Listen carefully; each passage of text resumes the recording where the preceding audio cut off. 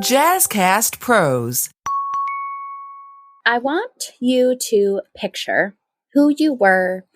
Maybe it's 5 years ago, maybe it's 10 years ago. Pick a point in your life that you wish you could go back and talk to them. And what would you say? I think this is always such an interesting practice. It's definitely something that I'm working through in therapy also. And we're closing in on the end of October. September is a date in my business that a lot of things started. So I created my LLC in September. I launched my first cohort in September. I decided to go full-time in my business in September. So it always seems to be a month of something pivotal happening in my business. And so what I wanted to do today is I wanted to talk about the 5 things that I would say to the previous version of myself that is starting a business. And so maybe you are listening to this podcast and on the edge of starting a business, maybe you're new in business, maybe you're pivoting your business. These are things that I would love to have you think about, ponder on, and use as a filter as you are either starting or growing your business. So we are going to go through the 5 things that I would tell the previous version of baby entrepreneur Mershawn. Welcome to High Vibe Table Talks, the podcast to help you, the current or aspiring solopreneur, navigate the messy middle so you can make both an income and an impact. Hi, I'm Mershawn, and I love creating safe spaces for women to be courageous in their dreams. After spending a decade working in sales for a startup and talking with hundreds of other women entrepreneurs, I know it can be lonely, but you can do this. So pull up a seat. This is High Vibe Table Talks. Thing number 1 I would tell the previous version of myself is start building systems now. Your business will pivot. Your business will evolve. Things will change. But a lot of things that have fallen through the cracks for me and in my business have been because I didn't have systems in place. And I say that I'm talking to a previous version of myself, but also I'm not done learning these lessons. They are things that I probably need to tell today, Mershawn, as well.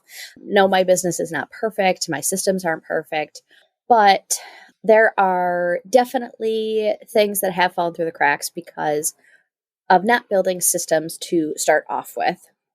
In the beginning, it's well, I don't know what I want. I don't know what CRM I want. I don't know who my ideal client is. There are so many unknowns. And you can learn how to build those systems and how they work and benefit you and your business early on. You don't have to have everything in place to then put systems in. The first pillar of my course is about prep. And part of prep is mindset, and part of prep is putting things in place that will help you succeed. So, getting some sort of system in place so that when you make a call or a cold outreach to someone, you have a system in place for follow-up, that it doesn't all fall to remembering or inspiration or motivation hitting you right at the right time so you can follow up with them. Having systems in place so that it just happens, I don't want to say naturally, but without a lot of, especially as someone with ADHD, there can be a lot of times where I create my own friction in my business because it's well, you have to do this. I'm not going to do that then if you're telling me this is what I have to do, or I don't have enough spoons for that today.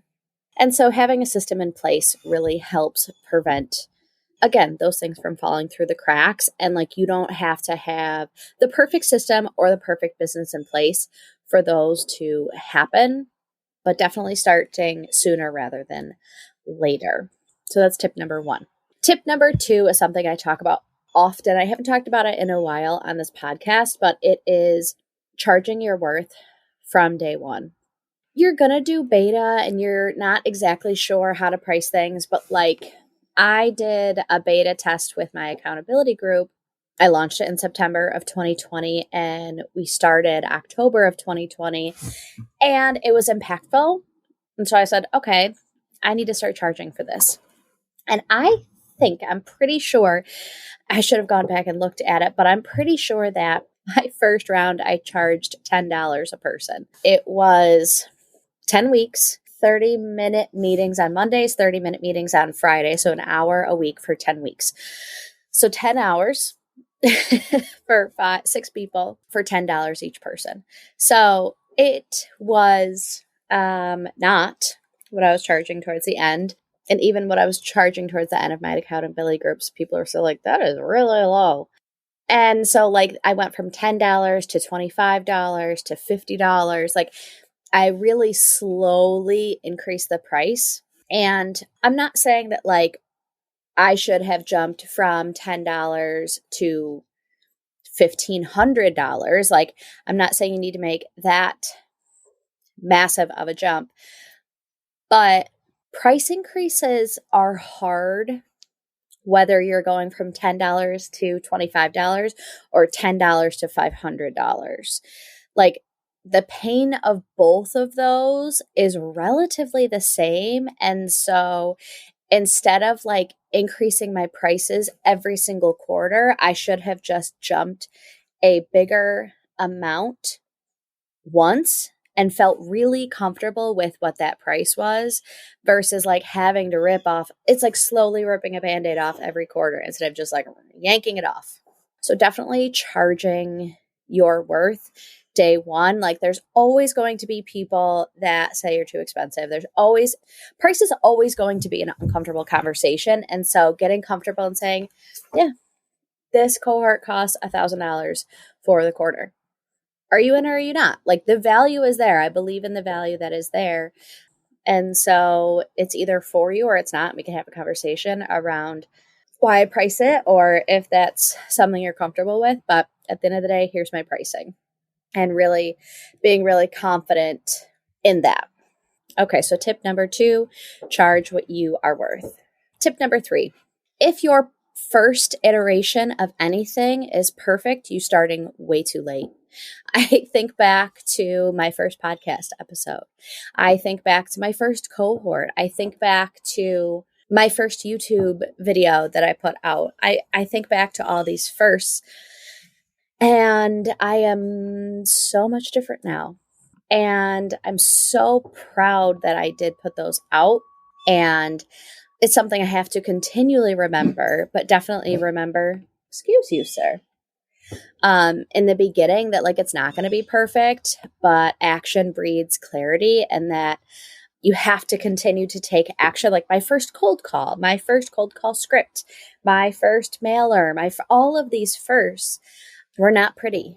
And this is even still, there was some hesitation that I had around putting that stuff out there. And so all of those things are going to be imperfect and that's okay, but you're not going to know what perfect for you even looks like until you start to put stuff out there. And so just really embrace the imperfect version that you're currently in, because I love sharing the messy middle. And I think that's because people want to see that it isn't perfect. And so you don't have to be perfect when you put it out there. I think, in my opinion, people want something genuine, something honest, something valuable, something connective. And all of those can be true without it being perfect. If your first version is perfect, you waited way too long. Put stuff out there imperfectly. That's tip number 3. Tip number 4, I would remember that my energy is a huge asset to my business. You know, I talk a lot now about being the relaxed entrepreneur and being sort of then in that anti-hustle culture, and kind of like my things that I put out on Substack are like the Cozy CEO Chronicles. And it's all about protecting my energy. And I truly believed, and it's something I still, again, I haven't learned completely, but I know I deeply felt this way. And I know a lot of other people deeply feel this way as well. And it's that if I just work harder, I'll get to where I want to be faster. I just need to put in more hours. I need to put in more time. I need to stay up late. I need to get up earlier. I need to squeeze in more work in all the white space so that I can get to where I want to be faster. And that couldn't be further from the truth. You know, I did an episode a couple weeks ago talking about bowing your head and moving your feet. And I'm not saying you don't need to take action. You most certainly need to take action. And you need to make sure you understand and use a filter to say, do I have enough spoons for this today? It's something, the number of spoons I have is something that I see on social media a lot. Like, oh, I'm all out of spoons. Like, so you wake up a certain day and say, I have 5 spoons today. I feel really good. Or like, my mental health is really struggling today. My anxiety is just using a lot of my spoons. So I'm going to do what I can with the spoons that I have. And that's going to be enough. And so really being very honest and authentic and look inward on the energy I do have. Remember that that is a business asset. You can't pour from an empty cup. And like, as entrepreneurs, we are creatives, whether we want to be or not. We are creative people. And creativity doesn't do well when it's rushed or hurried or told get done sooner or put under a lot of pressure, a lot of anxiety. And like, there's going to be deadlines and there are going to be things that you need to do, but you also need to give yourself room to breathe for them to come to fruition. As I have said many times before, like, my best ideas have not come when I'm sitting behind my computer, like getting shit done. My best ideas have come when I'm out for a walk, or like the accountability calls came when I was on a treadmill, or when I'm driving, or when I'm kind of letting my conscious mind focus on something that like doesn't take a lot of effort, and my subconscious mind and the creative part of my brain can just kind of ruminate on things. That's when my best ideas come to me. And that is true for a lot of people. I have heard Brené Brown, she's always like out walking, and she always has like talks with her entrepreneur friends when they're out walking, and that's when they have their best discussions. I can't remember which entrepreneur it was, but I was listening a long time ago. I was listening to a podcast with Reid, Hoffman. Oh, what is the podcast called? Masters of Scale. I can never remember the name of that podcast, and I listen to it all the time.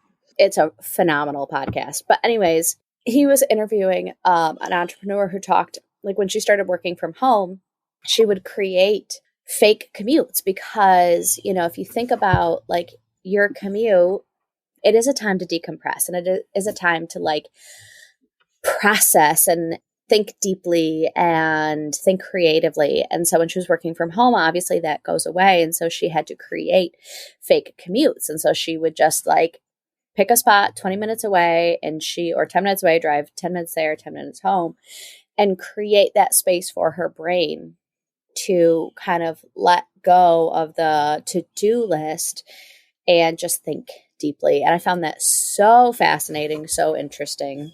And so I definitely recommend understanding and meditating and sitting and listening to your body and your energy, and create boundaries to protect that. And maybe that is part of tip 1 of like build systems, is like one of your systems has to be building your boundaries.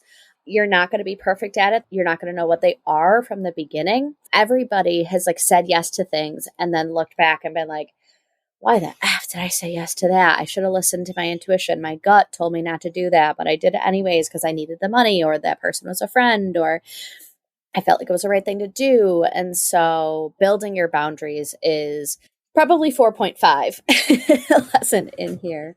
Just talking about protecting your energy and, having your systems is like boundaries can make or break your business and your burnout. And tip number 5 is, if you want to go fast, go alone. If you want to go further, go together. And it's just about building community. Like, this journey can be so lonely. And even as someone who is active in the community building space, like, I fall into that trap myself of like just sitting behind my computer screen, doing it all, and like not connecting, not reaching out, not listening. One of my favorite things that I have done, actually, especially when I had a 9-to-5 and didn't have a lot of money coming in from the business, is to barter, or not a lot of money coming in from the business, but like putting food on the table wasn't dependent on money coming in. And I did quite a few barters. Can it be any louder? live in the middle of nowhere. Why is it so loud? Is someone here? Go get him. No. Sit. And so don't forget to connect with your community. Like I worked with this branding specialist, and so she participated in my cohort, and I was bartered a branding session with her. And it was so eye-opening to see her experience. Now as a client of mine, I understand her business better. I understand my business better from working with her. And she was able to give me just a totally different look at my business, what I was doing, what I needed help with, just a lot of clarity on who my ideal client was, how I needed to phrase what I was doing, who I should target, all of the different parts of branding that are in her zone of genius, not mine. And she was such a lovely, incredible addition to the cohort. So other people in my community got an introduction to her and what she does, and just was a reminder that yes, obviously money is so important, and building an income and becoming wealthy monetarily and being able to support yourself is super important. And there are times that you can say, hey, what if we did a little trade? And if they say no, they say no, because money's important for them as well. But it can't hurt to ask the question. And just kind of an interesting anecdote, which kind of ties in with this one and my first one around building systems. One of the barters that I tried to did do was with a virtual assistant, because I was like, I feel like I'm drowning. I need a virtual assistant. What if there was a virtual assistant who I connected with on LinkedIn, and she came to the community calls or joined the accountability group mastermind, and in return for that, she can do an hour a week of VA work for me. And I had no systems built at that point. So her and I met, and I was kind of like, I don't even know what to hand over to you, because nothing has a system, nothing has a purpose, nothing is consistent. Everything is all over the place. And so that led to that trade being ineffective, but it was my own doing. I thought that a VA would be this magical piece to the puzzle that I needed, and it was not, because I didn't have systems in place to be able to hand them over. That was something that was my own mistake. And so it kind of ties into 1 and 2, create systems earlier, not later. 1 and 5, and tap into your community, because they may be able to offer something that is not in your zone of genius, and will be able to help you tremendously, specifically when your systems are in place. That is all I have for today. Thank you, previous version of Baby Entrepreneur Mershawn, for listening. Thank you for listening. If you found any of this helpful, a review would mean so much to me on the podcast, either on Spotify, Apple Podcasts, wherever you listen to this episode. Give us a thumbs up, a heart, a review. It would mean the world to me. And until next time, remember that big dreams and small steps will transform your life.